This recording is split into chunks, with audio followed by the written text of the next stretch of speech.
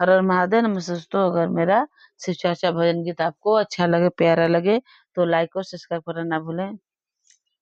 चंदवा सूरजवा ऐसा गोरे बड़ुए गौरा, चंदवा सूरजवा ऐसा ने गोरे बड़ुए गौरा, करिया महादेव परलोबा गैलु ए गौरा, करिया महादेव परलोबा गैलु ए गो। अरे माँ तो के टिकावा, अरे माँ तो के सिंदूरा नैया छोड़े अलो ए गौरा, अरे बिचु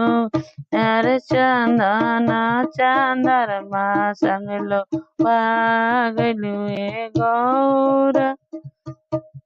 कानों के झुमका हैं, कानों के झुमका नहीं है छोड़े अलो ए गौरा,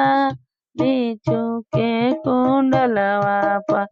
लो भागलु ए गौरा, बिचु के कुंडलवा पर लो भागलु ए गौरा, रे गोलो के हरा है गोलो के हरवा नहीं हर चो अलो ए गौरा, हाथों के कंगना है, हाथों के कंगना नहीं हर छोड़े अलो ए गौरा, तेरा सुलड मरुआ संग लोभा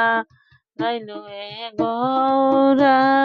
तेरा सुलड मरुआ पर लोभा, लाला की चुंदरिया है, लाला की चुंदरिया नहीं है छोड़े अलो ए गौरा, पियर पीतमरी पर लोभा गैलु ए गौरा, पियर पीतमरी पर लोभा गैलु ए गौरा, ईशानों से पाउडर नैहर छो अलो ए गौरा, रखिया भभूतिया पर लोभा गैलु ए गौरा, सखिया साले हर नैया छोड़े अलो ए गौरा, भूतावा बैतलवा पर लोभा गैलु ए गौरा, पायरा के पायल नैया छोड़े अलो ए गौरा, चंदना खड़वा पर लोभा गैलु ए गौरा, कर मारुति नैया